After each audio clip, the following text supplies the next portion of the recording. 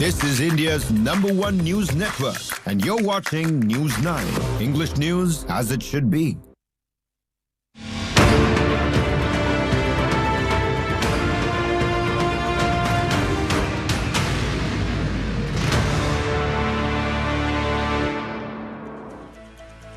Thanks very much for tuning into Unmissable. I'm Nabila Jamal. As always, I take you through news from India and across the globe. Let me start with our top story on vote Chori. Rahul Gandhi's fresh allegations, this time armed with proof. He holds an elaborate press conference claiming that the Election Commission has ensured vote Chori has happened across elections for the last 10 to 15 years. That's what he claims. And he's given proof of several states, which he claims is legitimate proof, and complaints have been filed to the Election Commission as well, but no active action was taken so far.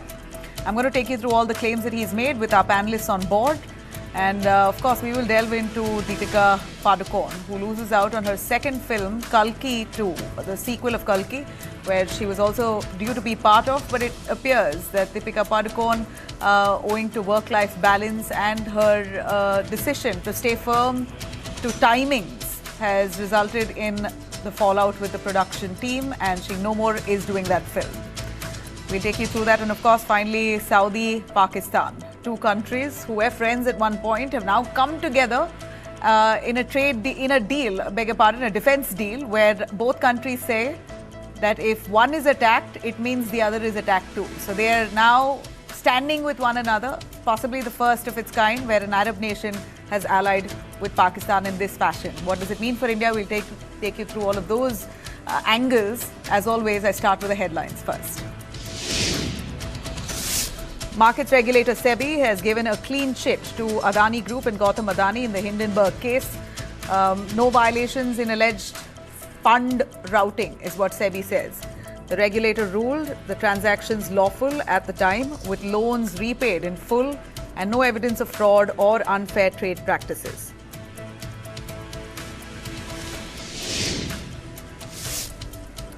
CJI Gavai, after Khajuraho idol Rao, says he respects all faiths and believes in true secularism, clarifies that he visits places of worship of every religion, rejects misrepresentation of the remarks. This comes in time of him dismissing a plea to reinstall a Vishnu idol at Khajuraho with the remark, ask the deity to do something.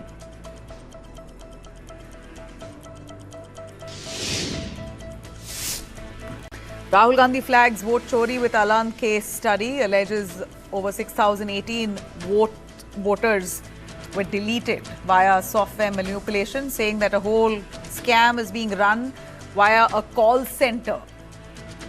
Basically, Amit Shah now, the BJP, responding to it, saying this is false narrative, and this is Rahul Gandhi's attempt to encourage Ghuspetiyas.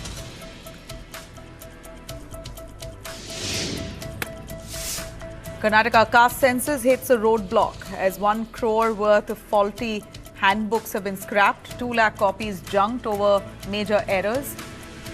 In fact, the Commission scrambles to reprint corrected manuals before September 22nd survey launch, raising doubts on timely rollout.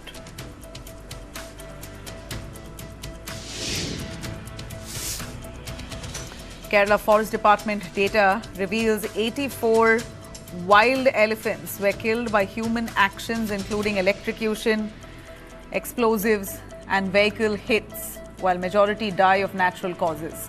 Deaths highlight growing conflict between humans and elephants as forest areas only shrinking and encounters sadly on the rise.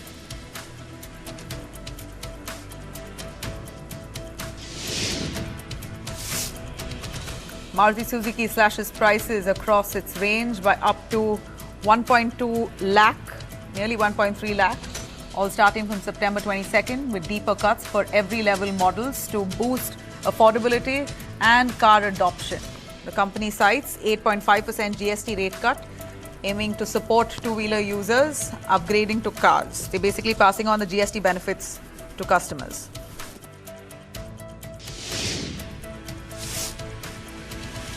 Sad day here as India-Pakistan much-awaited javelin clash at the World Athletics Championship fizzles as Olympic champion Neeraj Chopra, defending world champion Neeraj Chopra, and Olympic champion Arshad Nadeem from Pakistan both failed to make the mark to the finals. Neeraj Chopra finished 8th, Nadeem finished 10th.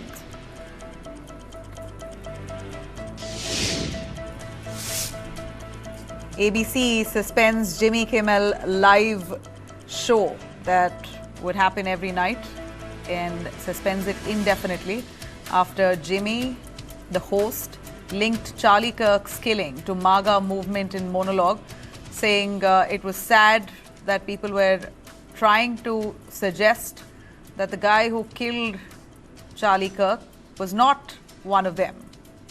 Backlash over political reports draw widespread attention, with Trump hailing the suspension as great news for America. Trump administration bars Indian business executives based on involvement in trafficking fentanyl precursors, a move that comes amid ongoing US-India trade tensions over Russian oil.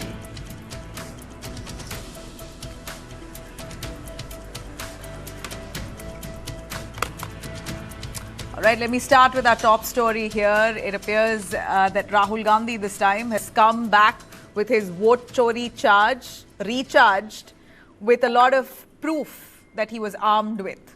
After weeks of building suspense over a so-called hydrogen bomb, Congress leader there, Rahul Gandhi, has sharpened his vote chori charge against the BJP and the Election Commission. He was armed with a sleek presentation, and this press conference that was held in Delhi, where Rahul Gandhi pointedly alleged a systematic attempt to delete voters from electoral rolls, particularly mentioning Karnataka's Alandh constituency as his prime case study. He says that somebody tried to delete nearly 6,018 votes from Alandh constituency. He claims that and accuses the Election Commission under Chief Gyanesh Kumar, the presiding officer. He says there were software-driven manipulation. In fact, it was a software that was developed only to manipulate voter lists, saying that these fake applications ensured that votes and voters' names were deleted. And this was done disproportionately, targeting largely the minorities and the Congress party.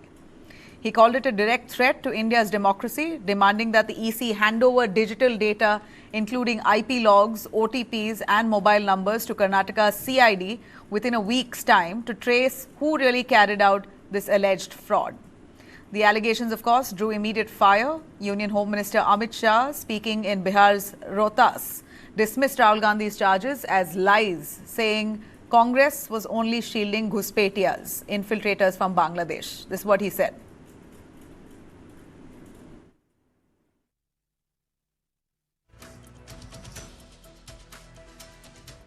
अभी अभी राहुल बाबा यहां आए थे, मालूम है ना आपको?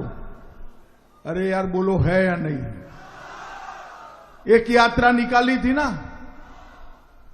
मालूम है ना? कौन सी यात्रा निकाली थी?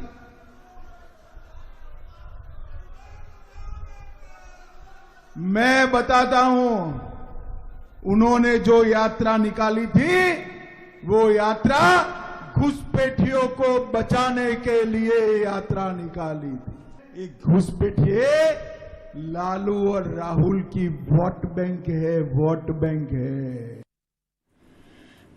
Now, of course, I'm going to play out what exactly Rahul Gandhi said while he made some pointed attacks, saying that there were attempts in Karnataka, especially Alandh constituency, of deleting voters there.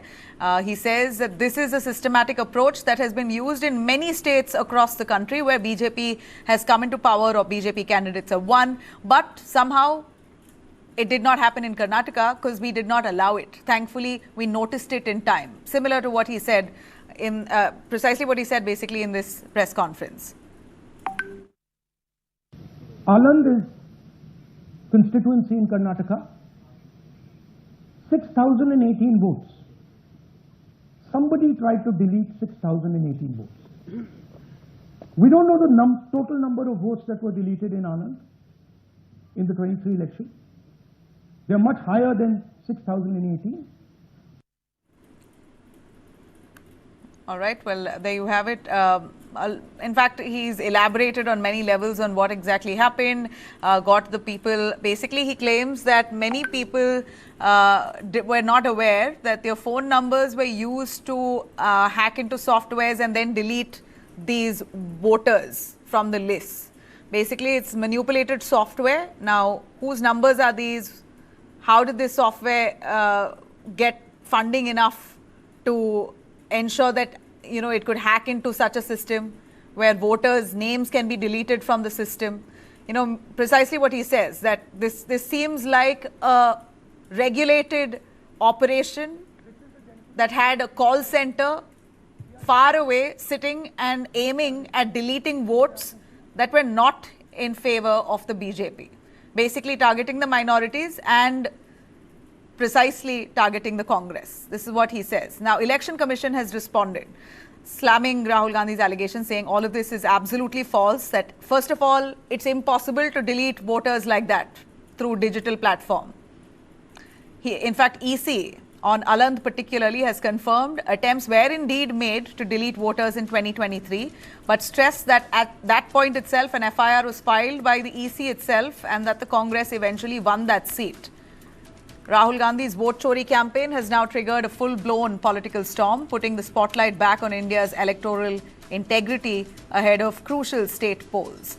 Let me bring in our panelists joining us. RP Singh, National Spokesperson of the BJP, Advocate Brijesh Kalapa, spokesperson of the Congress. We also have Banu Chandar Nagarajan, who's a political analyst, to give us a little sense of what Rahul Gandhi has said. If I could bring in first Brijesh Kalapa, thanks very much for joining us. Your take, let's begin with what the Congress has to say. Your leader, Rahul Gandhi, the leader of opposition, has elaborately set up a presentation there, pointing out exactly where he believes vote theft has happened.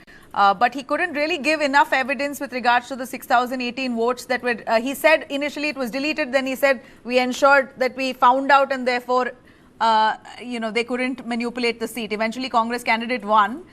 Seemed a little unprepared on that front. Exactly what the BJP is picking on now, saying that he says he has proof, but the fact is the Congress candidate won there.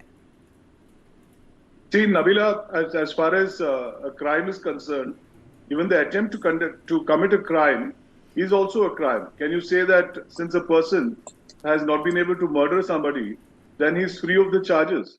An attempt to murder is also one of the crimes listed under the IPC, which is the BNS now. And therefore, if there has been an attempt to vote Chori, and which has been realized not by the candidate concerned or the Congress party, but by the BLO, because the BLO found that her uncle's vote was missing, and therefore she conducted an investigation and found that 6,018 votes had been deleted and completely unfairly. So I think the first thing is that if the Election Commission had some information regarding who was responsible for these deletions, 6,018 deletions is not a small number. So obviously there is somebody who's benefiting from these deletions, right? So if the candidate concerned and the party concerned has given an FIR to the police, and the police has referred this to the CID.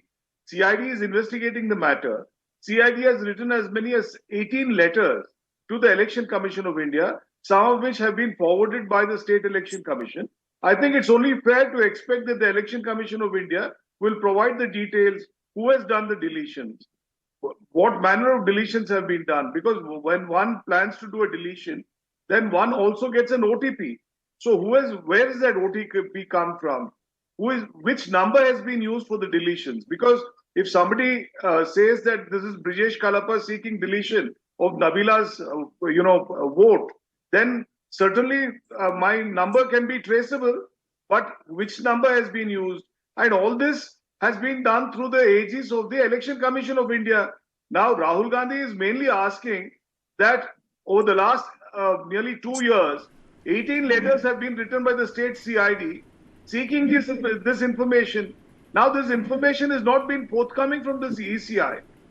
What does it tell you? It tells you 2 of 3 things. One, that the Election Commission is incompetent, its effect, and it's completely useless and has to be thrown into the Arabian Sea. One. Or it is hand in glove with the perpetrators of the crime, and therefore those who are benefiting from the crime are being covered up by the Election Commission. It only tells you one of two things. It can't be anything, any third thing.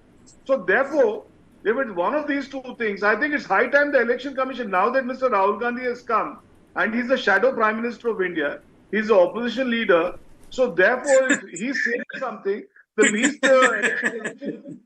is come and provide the material to the CID. I think that's the least that one can expect. So this is the sum total of the arguments that Mr. Rahul Gandhi has done as far as the ECI is concerned. Besides this, he also spoke about Rajouri constituency in Madhya Pradesh, in Maharashtra, where here it's a deletion, there it was an addition of 6,000 votes.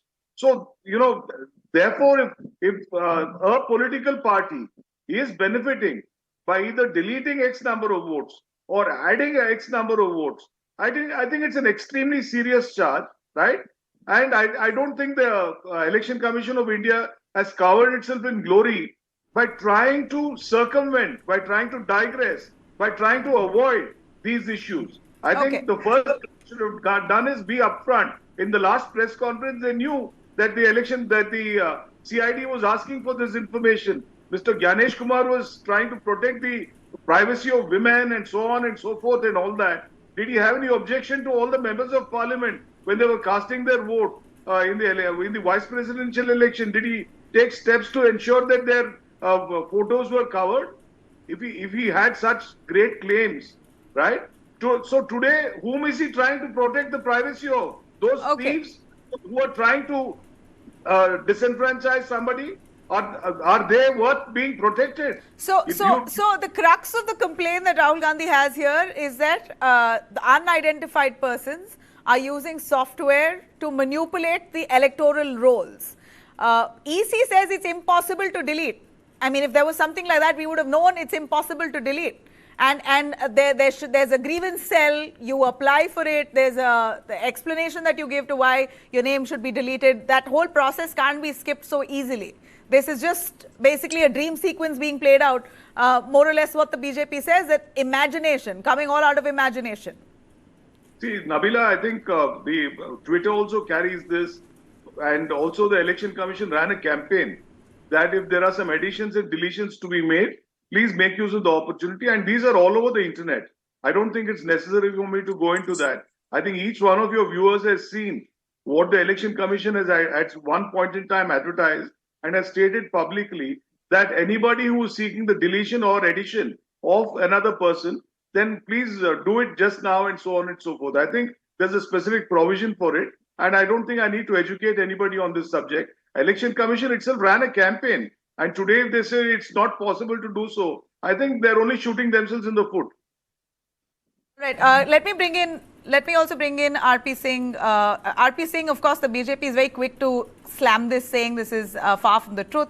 It's all baseless, etc. But shouldn't ideally the BJP also be supporting an independent probe? If at all there is vote chori and theft in this fashion, names being deleted through manipulated software, we know what possibilities are there in the dark web. It could be dangerous even for the BJP. Nabila, Mr. Kalappa, you will probably allow me to say what I'm going to say, and you will not take it otherwise. If I right now said Mr. Kalappa, I saw Mr. Kalappa pickpocketing, and I tell my 100 people to start saying the same, will that become true? No. It's all false and all false and propaganda. Because Mr. Kalappa is a lawyer and a good person. But by my saying that, no, ye chor hai, maine dekha tha jeb kaarte hue, doesn't make sense. But coming to the issue, what did Election Commission has to say? I'll just reading the Election Commission's press release. This is allegation made by Mr. Rahul Gandhi is incorrect and baseless. So Mr. Rahul Gandhi can file a case against the Election Commission saying that how are you saying so? Earlier, Election Commission said that Rahul Gandhi is misleading the nation. So misleading means he is a bluff master probably. So he could have gone to the court and filed. Mr. Kalappa could have helped him to go to the court and file a defamation against the Election Commission. Then, no deletion of any vote can be done online by any member of the public as misconceived by Mr. Rahul Gandhi. No deletion can take place without giving any opportunity of being heard to the affected person. In 2023, certain unsuccessful attempts were made for deletion of elections in Andhra. Assembly FIR was filed by Authority of Election Commission itself. To investigate the matter. This was 1st February 2023. Election Commission, and who was ruling the state that time? It was BJP, and BJP forwarded that to the CID. हम चोरी करेंगे और हम ही अपने ऊपर CID लगा देंगे. I mean, come on, ma'am. How is it possible? I mean, Mr. Kalappa, have some reason and logics to before you come and speak on TV debates. And also, you said 6,018 votes were deleted. Again, false. All fabrication. And Mr. Rahul Gandhi named certain people today, and I'm going to name them: Babita Chaudhary, Kashinath, and Ashok Manik Rao. He said their vote have been deleted. All three are still on the voter list. I mean, आप कितना झूठ बोलेंगे और कब तक बोलेंगे? Or now it is not the issue of election commission or not the issue of the vote chori. The basic issue is they want to bring anarchy to the country. They try to build up some unrest. And the latest tweet of Mr. Rahul Gandhi says the same, that we are with Gen Next. Vote chori ko rokenge, hum sadko pe jayenge. This agenda you tried in when CA was implemented. Sonia Gandhi said, sadak pe ladai ladenge. And what happened? We all know that. What sort of sadak ke ladai you contested. Fact is, that is all fabrication, fake, not as per me, as per Election Commission. It's very clear. And again, I reiterate, why would we file a CID inquiry against our own self? If we are party to it, if BJP is party to it, as per Mr. Kalappa or Mr. Rahul Gandhi, then why shall we do a CID inquiry ourselves? And then where were there? Let me just put another thing on record. Date of publication of final vote was 5th January 2023. An election happened. The Rahul Gandhi's allegation is the votes were deleted in December 2022, 19 December 2022. And elections were conducted in 20th April 2023. It almost 4 months. Where were the BLAs? Were they sleeping? Fact is, no vote was deleted except the 24 votes were deleted, which were found to be correct. None of them raised any objection to that. Kalappa on that. Neither the Congress, neither the people whose names were deleted. Okay, before I bring in Brijesh Kalappa on what you just said, my question to you is that the BJP, of course, across social platforms is harping on the fact that Aland constituency that Congress, Rahul Gandhi has spoken about, there the Congress candidate won. Is that even an argument? That's not an argument. There was an attempt to delete votes. The Election Commission itself has filed an FIR. But the narrative that we see from the BJP is laughing at Rahul Gandhi saying, but ultimately it's your candidate who won. That's not a logical response. Okay, now Mr. Kalappa just referred to central Bengaluru, the Madhapura issue also. There is a similar thing in Dhule also. Dhule, all assembly constituency we won, we lost in Malegaon by 1,90,000 votes. We secured 4,000 votes, and then the Congress candidates secured 1,94,000 votes, and we lost the assembly, the parliament seat by 4,000 votes. So there are many parallels. We lost Himachal by just 50,000 votes, complete Himachal by 50,000 votes. Oh, this is election. I mean, how do people vote? What is the preference of people while voting? No one can guess and no one can assess. And if there is vote chori happening, then where are your BLAs? I just now told you. More than, he just now, Mr. Kalappa said 618. I give a challenge, Mr. Kalappa. Let him prove on record that even 6,018 votes are deleted. Only 24 were deleted. But jhoot bolo, dhol peet ka jhoot bolo, roj bolo, subah sham bolo, lagatar bolo, bolte jao. And they can do that. They can keep spreading lies. But it is not working. The fact is that they know they are going to fail miserably in Bihar. And that's why they are trying to build up this narrative. And Mr. Tejasvi Yadav have understood this. Just he said, okay, thank you, Mr. Rahul Gandhi. You took out a yatra. It's not working on ground. It's not sticking on ground. So I have to take on my another yatra, which is away from Mr. Rahul Gandhi's idea of vote chori. Okay. Before I come to the analyst, Mr. Kalappa, would you want to respond to that? Inconsistent data or so-called proof has been provided. Mr. R.P. Singh just spoke about one constituency where elections had happened 4 months before the actual claim that you make. See, I think as far as Mr. R.P. Singh is concerned, he's a dear friend of mine, and this is not personal. So I hope Mr. R.P. Singh doesn't take this personally, first. Second is, he, while speaking, he made several contradictions, right? First, he says that it's the BJP government which gave the matter to the CID, right? Now that's the CID, which was trusted by the then BJP government, was investigating the matter. They have sought certain information from the ECI. ECI says that yes, we have given an FIR, right? If an FIR has been given, where is the difficulty, according to the ECI, to supply that information, which they already have, because they have already filed the FIR? Where is the difficulty for the ECI to supply this information, which they already possess in their custody, to the CID and be done with it? Why? Where does it require 18 letters on the part of the CID to supply this information from the ECI to the CID? Why does it require so much of time, so much of effort, so many letters? Because the ECI has already closed the issue on the basis of certain investigation. So if that investigative material is already available with the ECI, does it require so much of prodding from the CID that they should continuously keep asking the ECI, and ECI doesn't provide this information, right? One. Two, how does the BJP, which is just as much as us, because they are totally in the dark themselves, they are not, they don't have any better access to the election commission, at least on the face of the record, that they have so much of material with them, which the Congress party doesn't have, because they are just another political party. It means that the BJP, despite being in power, is just another political party as far as the Election Commission of India is concerned. One. Two, what stakes do they have in this whole issue that they have to hold a torch for the Election Commission of India? Now, Mr. R.P. Singh spoke so evocatively, and he said that, there are so many difficulties in certain other constituencies. If there are serious difficulties, and the Congress party has won those elections, join hands with us.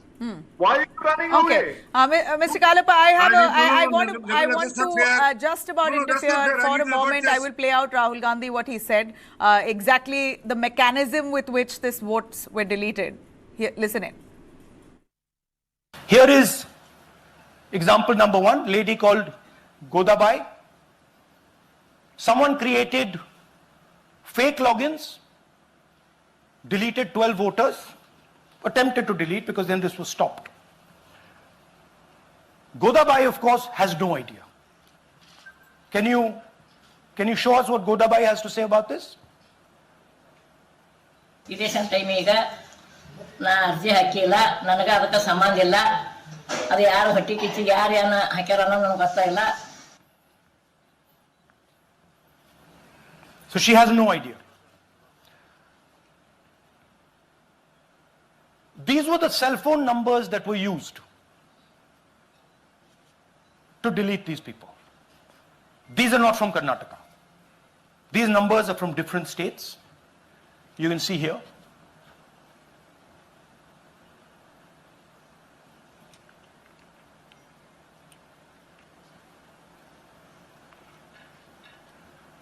So the question is,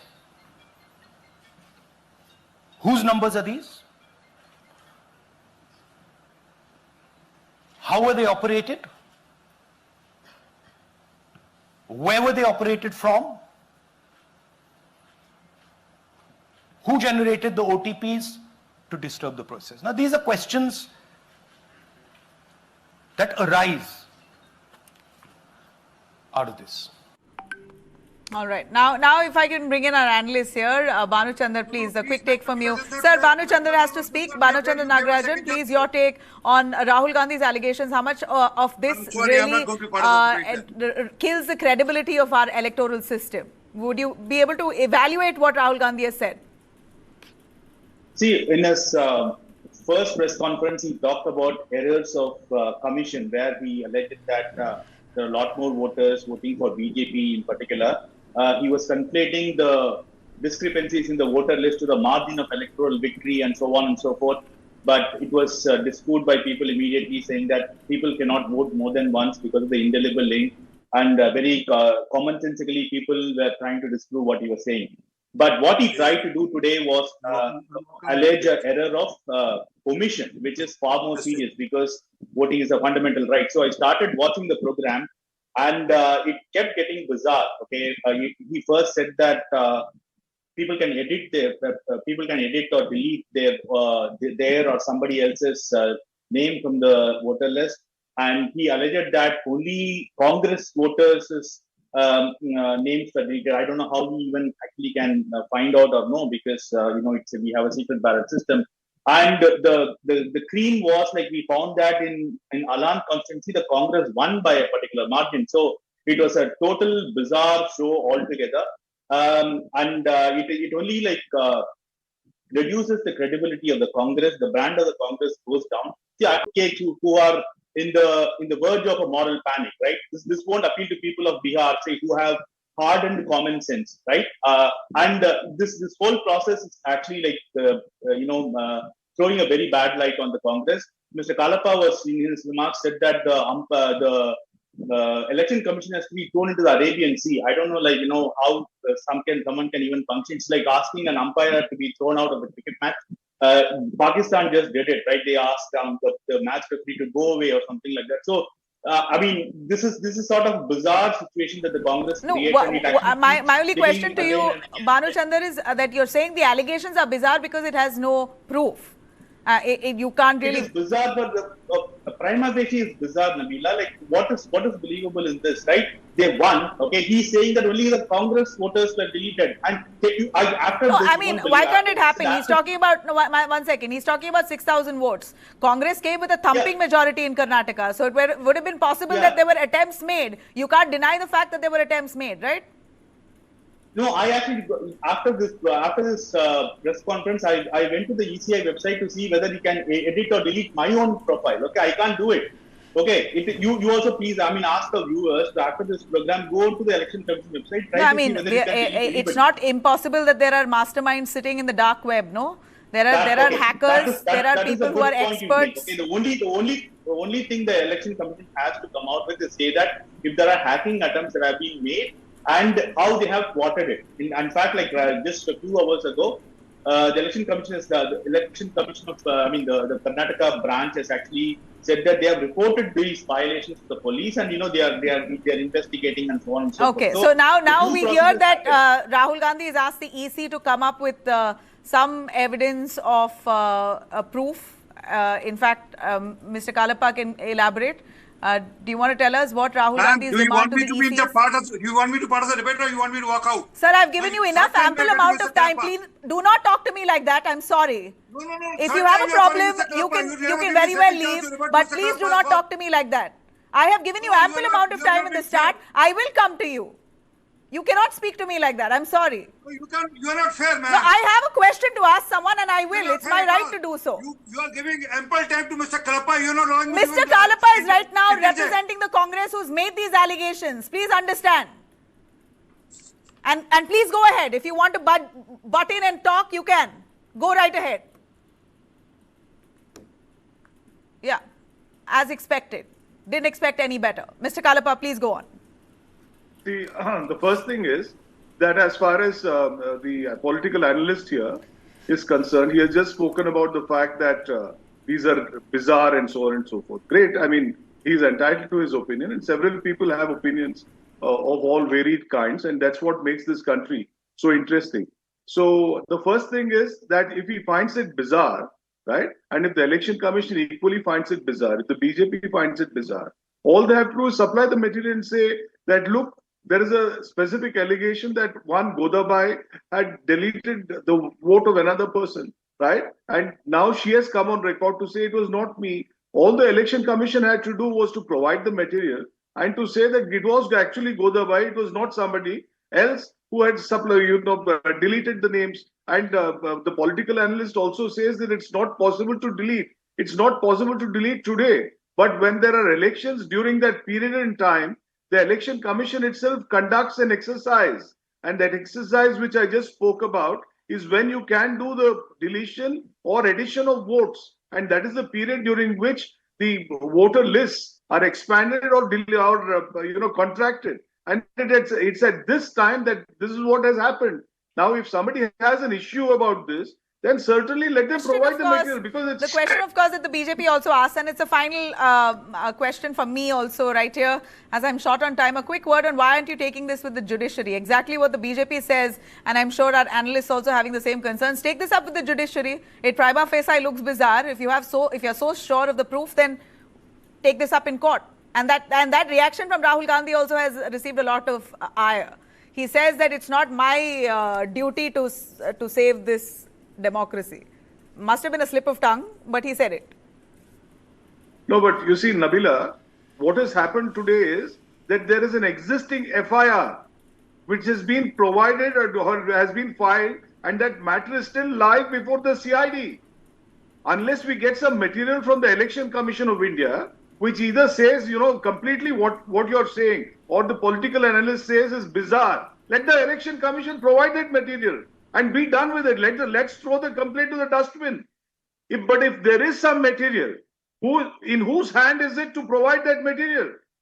It's obviously in the hands of the Election Commission of India to provide that material, because like I said, they already have it. They are the ones who have filed the FIR in the first place. You don't want to get into legal litigation. It's the job of the EC. Your job is to put it out there, and that's what you've done. A final word, Nagarajan, Mr. Bhanuchandra Nagarajan, on what do you expect now? See, we have to understand that the Election Commission doesn't have a big infrastructure. Even for conducting elections, they rely on the state administration, so on and so forth.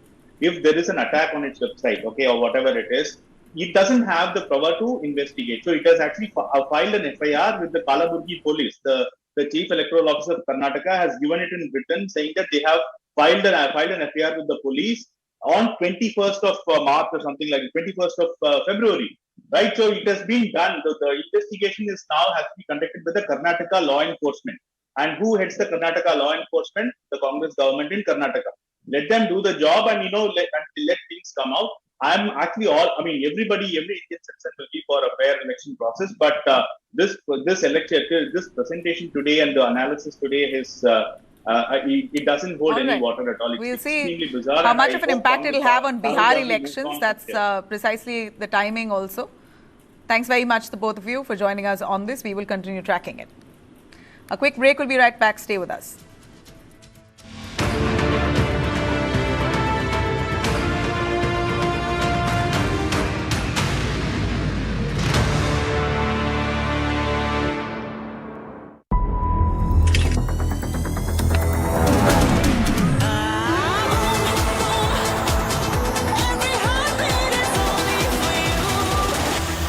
Love is nothing without the thrill. Unlimited love. The B6 Pack 2 starts at 21.9 lakh. मैं कहना चाह रहा था कि prominence नहीं है. Prominence मतलब? Prominence Windows, इसमें है हाईएस्ट वेदर रेजिस्टेंस और घर को रखे safe from termite, seepage, dust and noise. Wooden finish से लेके कंटेम्परेरी कलर्स तक. Prominence for the world you deserve. Vicky, कारा, move.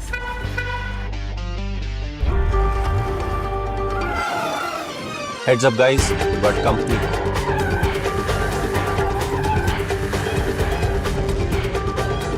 Citroen Basalt. Thrill me, style. Mount, India's #1 brand for roof and wall puff panels. Roofing experts for houses, cold storages, warehouses, resorts and all commercial buildings. Holds 2 world records for manufacturing 1,20,000 square feet of puff panels in just 24 hours and constructing 1,20,000 square feet of PEB building in only 64 hours. Mount, India's pride honoured in the Parliament of UK. Curves that turn heads. Intelligent touches that excite. Presenting the sleek and smart, all-electric BF6 from VinFast. India price starts at 16.49 lakhs.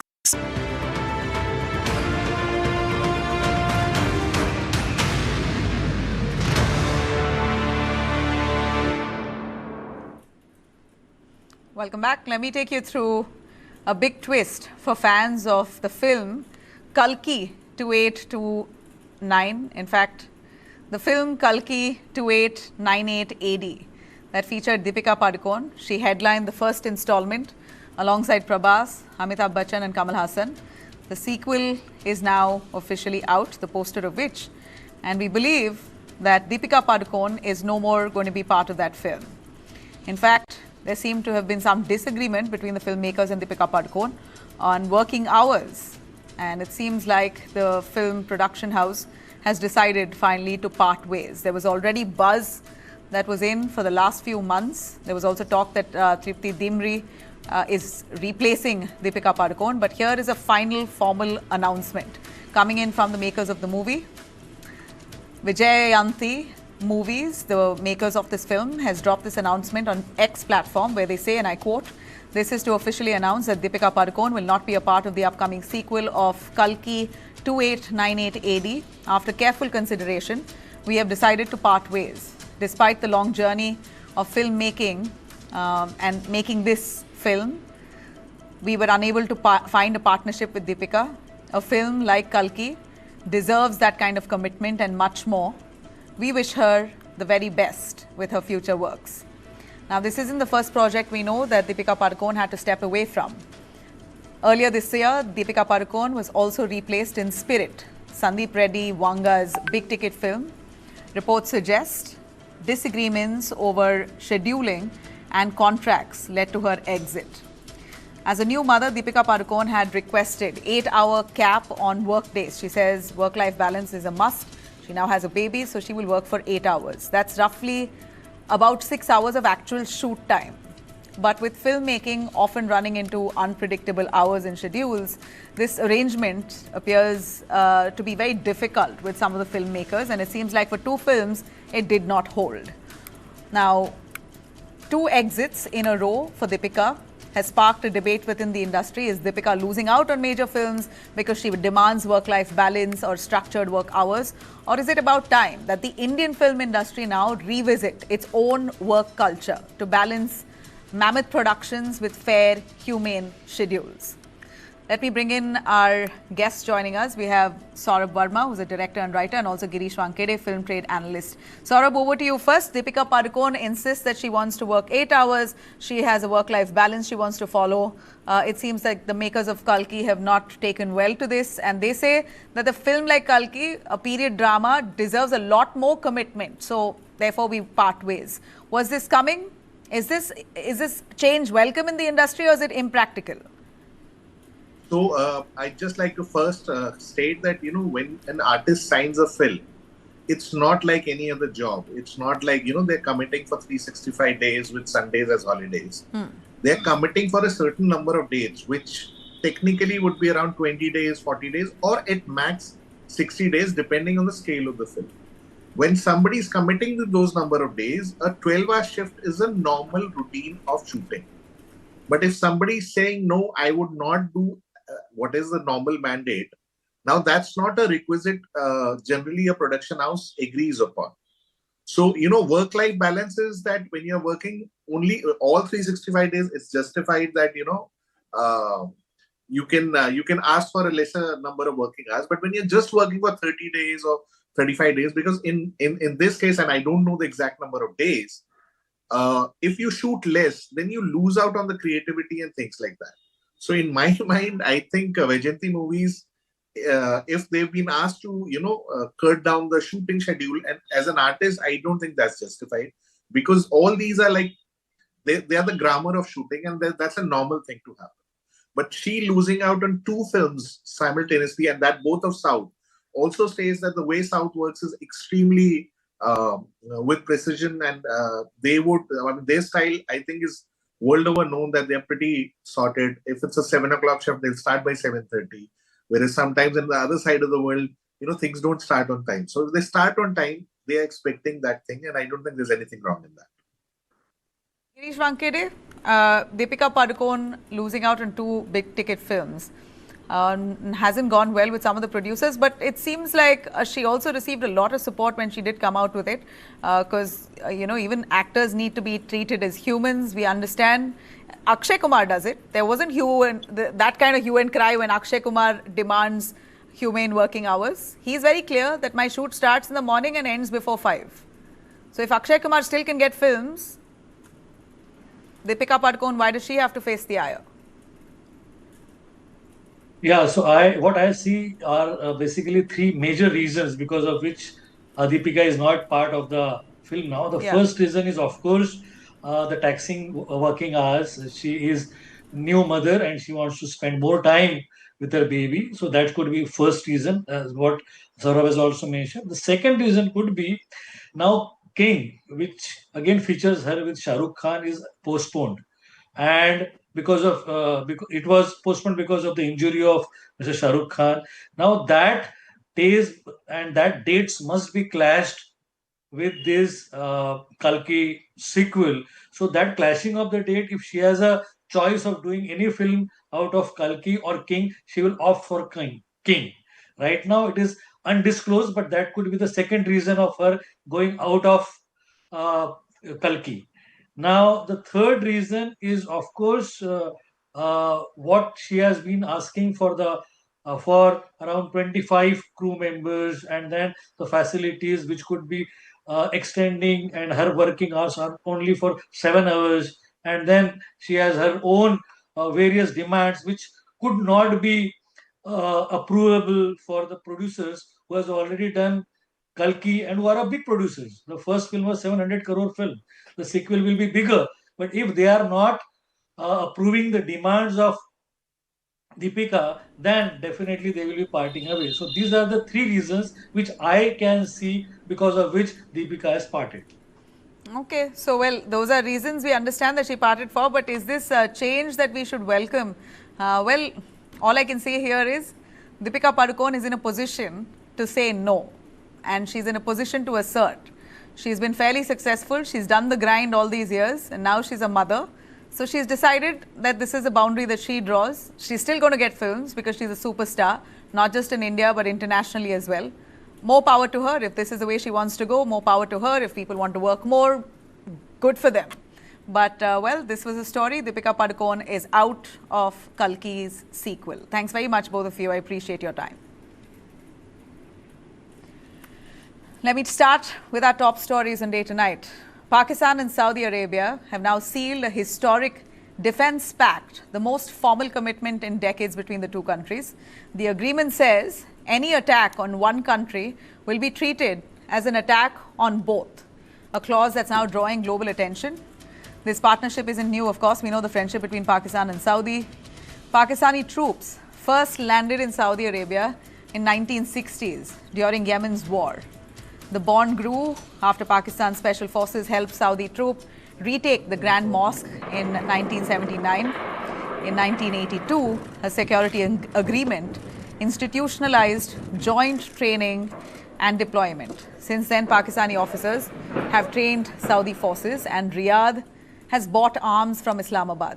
Now, just this February, both sides pledged to deepen military exchanges. But the timing now is quite integral. The pact comes after Israel's strike in Qatar and amid questions over US defense guarantees. And of course, right after India-Pakistan nearly went to war after the Pahalgam terror strikes. For Pakistan, this means quite crucial Saudi investment and validation as a pan-Islamic security provider. For Saudi Arabia, it's a hedge, the kingdom's first defense pact with a nuclear power.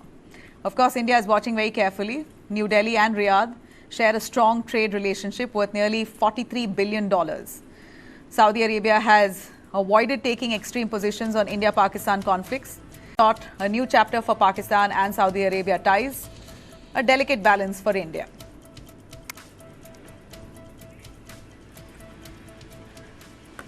All right, now, it's no longer just about broken roads. It's about two states going head-to-head to woo businesses. Karnataka and Andhra Pradesh have erupted in a war of words after BlackBuck, India's top logistics startup, announced its exit from Bengaluru's IT corridor. Deputy Chief Minister DK Shivakumar, under fire for the city's crumbling infrastructure, lashed out at critiques dismissing BlackBuck's decision as blackmail. He's insisted Bengaluru remains unrivaled as India's tech capital, home to about 25 lakh engineers, 2 lakh global professionals and dozens of Fortune 500 giants. But Andhra Pradesh's IT Minister Nara Lokesh has seized the moment. In a sharp counter, he said, "We don't treat grievances as blackmail." Nara Lokesh insisted and invited firms to Vizag instead, highlighting Andhra Pradesh's cleaner roads safer environment and better civic planning. I'm going to take you through what exactly DK Shivakumar said. I have already had a meeting. Yesterday night also there was a big rain. I don't know how many potholes have been increased, but we wanted to make a permanent solution. I have called a meeting of that. I have given a deadline to them. Chief Minister also has given me time since he is the GBA chairman on 6th evening. On Saturday evening, we are having a separate meeting on that. By the time we have asked all the officials to just come out with a plan of action on that, we are on the job. Threatening us, blackmailing us is left to them. We are not least bothered about it. We will do our job. All right, the row began when BlackBuck CEO Rajesh Yabaji announced the company's exit from its Bengaluru base after 9 years, citing 90-minute commute, pothole-ridden roads, and no hope of improvement in the next 5 years either, he says. In his post, he said, it's very, very hard to continue here. DK Shivakumar insists, though, that fixes are underway. He says that November is a deadline given. Civic body is acting overtime now to ensure that the work is done. And it's not just about this IT company. We know that the IT corridor itself is right now squeezed. Parents are coming out to say that their students are taking 2-hour journeys to school. So pressure is really mounting on the new GBA, the civic body in Bengaluru, all of it that comes under DK Shivakumar. So he is right now pressurized to ensure he delivers by November. Well, as Karnataka defends its legacy as the best place for business, Andhra Pradesh now positioning itself. Now shifting our focus to a very interesting story. After nearly 4 decades of courtroom battles, justice has finally been served. The Supreme Court has restored the historic estates of Raja Bahadur Sardar Singh of Khetri, worth over 3,000 crores, to the charitable trust that he had created, that he had willed his property to. Sardar Singh, who was a member of the Constituent Assembly, the former parliamentarian, he died in 1987 without heirs, but before his death, he left a clear will, gifting all his properties to the Khetri Trust for education and for public good. Now, the Rajasthan government decided, these are all the properties of the Khetri estate that I'm showing you on our screens here. 3,000 worth crores that this property is valuated as.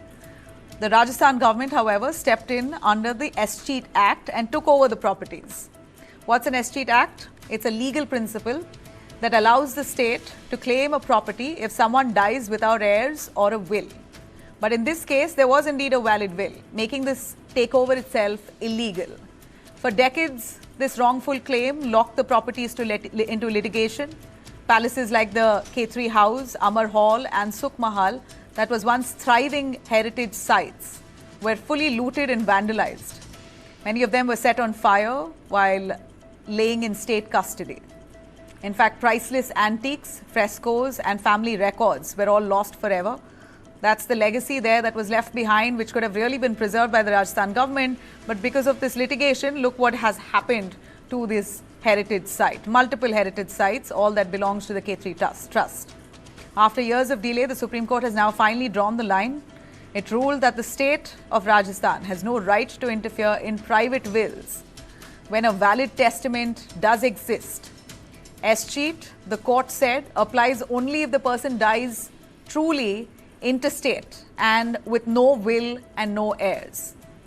Let's listen in to what the Khetri Estates or the Trust chairperson has to say.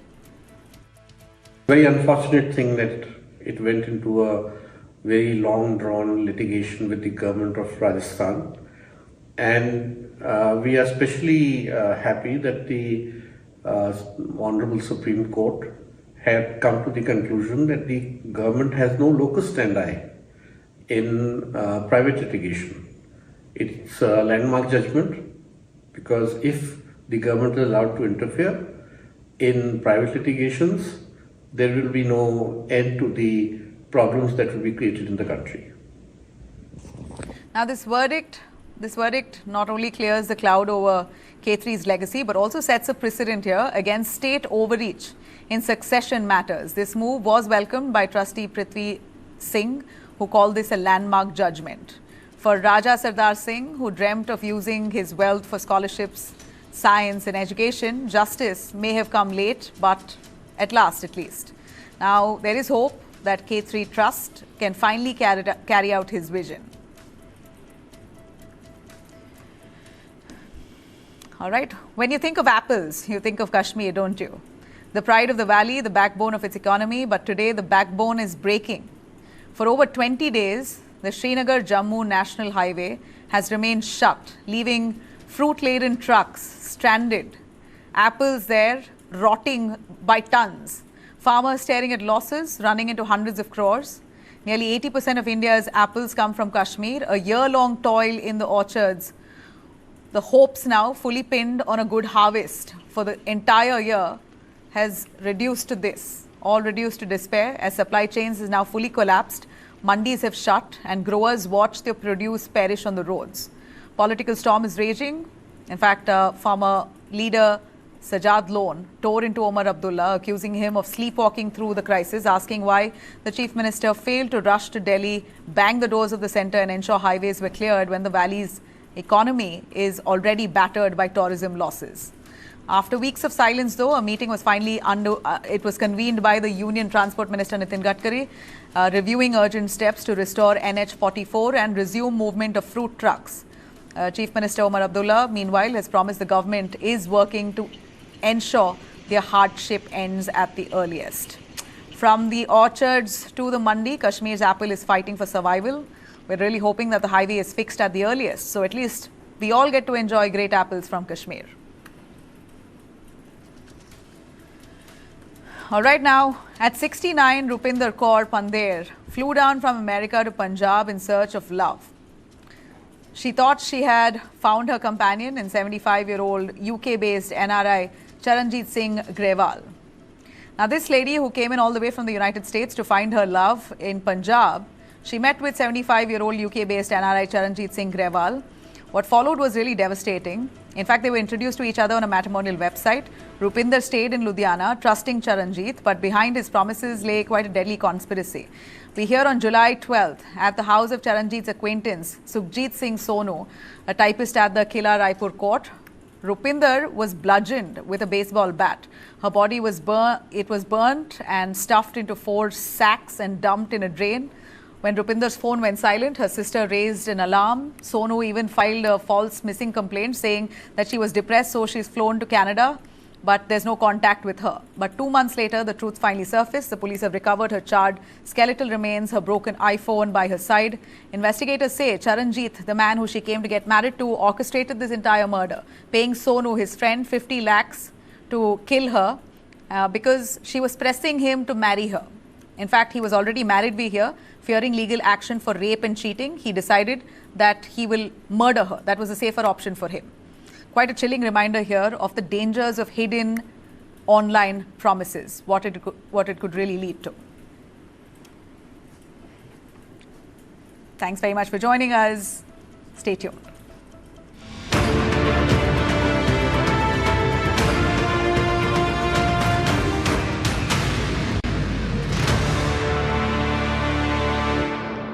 Painting में पहली बार Birla opus assurance 1 साल में paint को कुछ भी हुआ तो painting वापस करके देंगे। रजिस्टर करो birlaopus.com पर।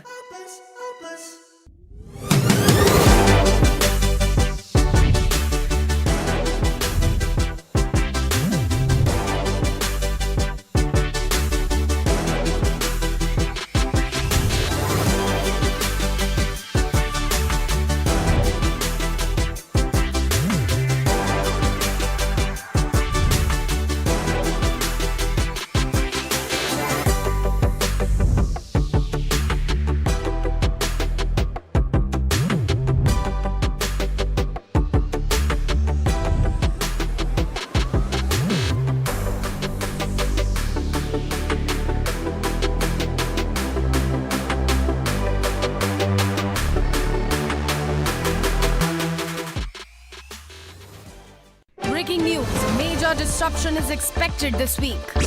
Yes, disruption confirmed. That's me. Relax, no scams, just my brand new show, News Cosmic with Cyrus.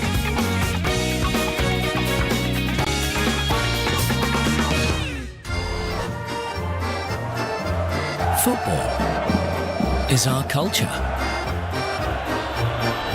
Match days turn into festivals. Every goal ignites the crowd. Strangers become family. Football is our culture, but goals are our tradition. What is to the nines? In literal terms, it's perfection. But to us, it's not just a phrase, it's an attitude. One that starts at your desk and sends a statement to the world. To the nines is about taking charge. It's a way of life where every seam, every fold, is crafted with excellence. It's timeless elegance and uncompromising quality made for the corner office. It's the ideas that inspire redefining order and elevating the tabletop. To the nines, for the leaders of today and the visionaries of tomorrow.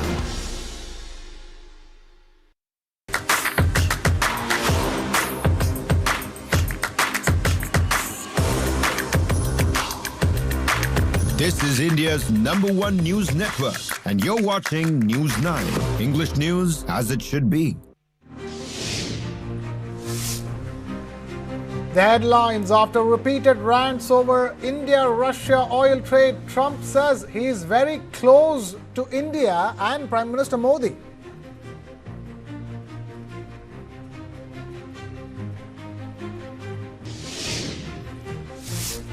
Trump says Putin has let him down, confessed that he thought solving Russia-Ukraine war would be easiest for him, but that is not the case.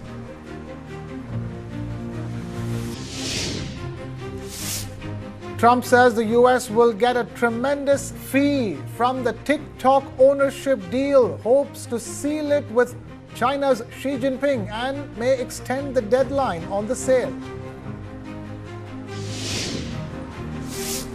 Russian bomb strike near frontline kills 5 in Ukraine's Kostiantynivka.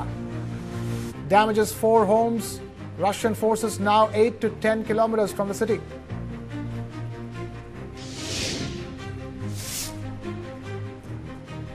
Indian armed forces to expand its fleet of Israeli Heron drones, arming them with the air-launched Spike missiles after their successful use in Operation Sindoor.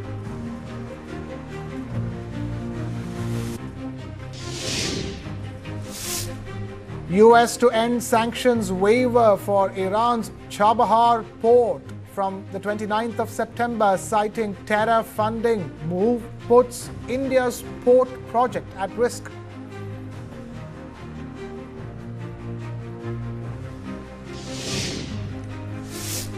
Rahul Gandhi plays the Gen Z card, urges India's youth and Gen Z to protect democracy and the Constitution, while Karnataka's CEO dismisses his vote Chori claims in Aland.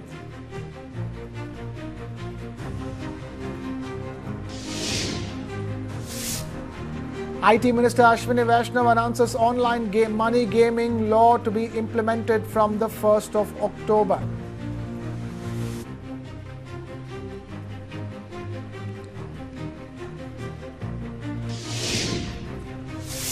SEBI gives clean chit to Gautam Adani and the Adani Group companies in the Hindenburg case, says no allegations could be established.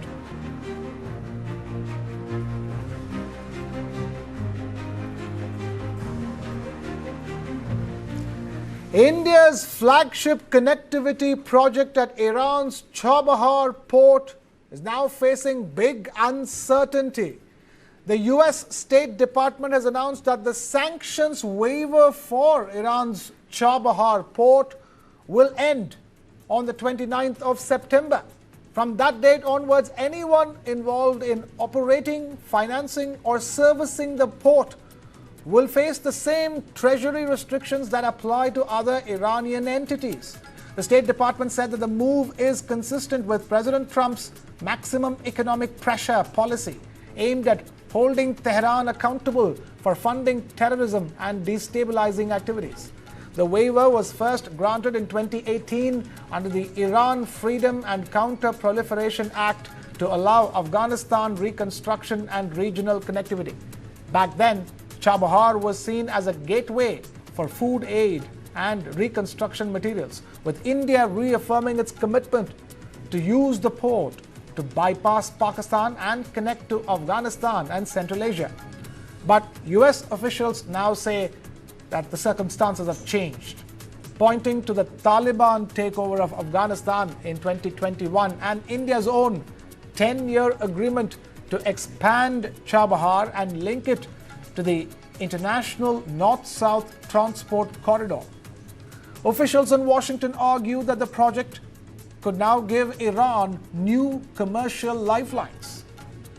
India and Iran have inked a 10-year agreement for the management of the Chabahar port, the first overseas port to be operated by India.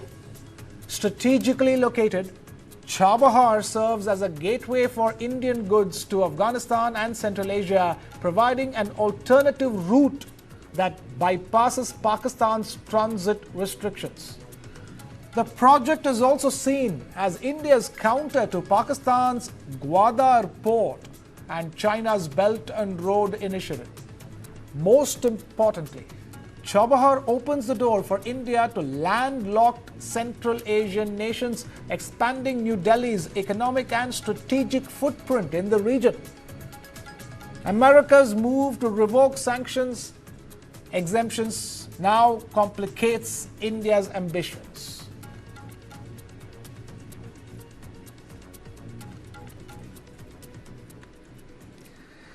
US President Donald Trump has admitted that resolving the Ukraine war has turned out to be far more complex than he expected.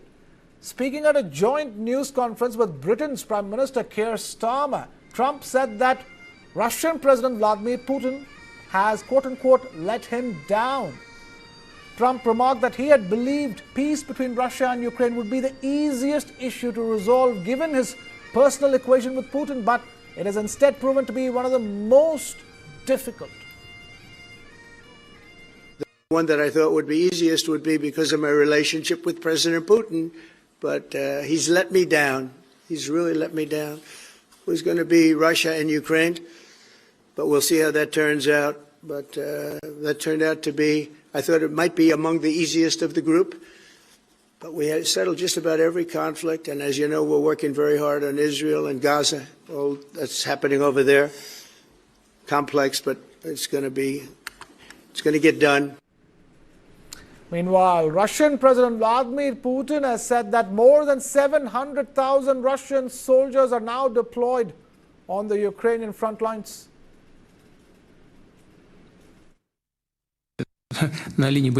There are more than 700,000 soldiers now on the Ukrainian front line. So we should choose among them, but we should choose those who are motivated and are prone to this kind of work. Meanwhile, Trump and Britain's Prime Minister Keir Starmer showed rare signs of disagreement over the question of recognizing a Palestinian state. Speaking at that joint press conference during Trump's state visit, Trump admitted that this was one of the very few issues where he and Starmer did not see eye to eye. He said, and I quote, "I have a disagreement with the Prime Minister on that score. One of our few disagreements, actually," unquote. Starmer, however, emphasized that both leaders were aligned on the larger goal of peace in the Middle East, saying that the current situation in Gaza is intolerable and requires a clear roadmap.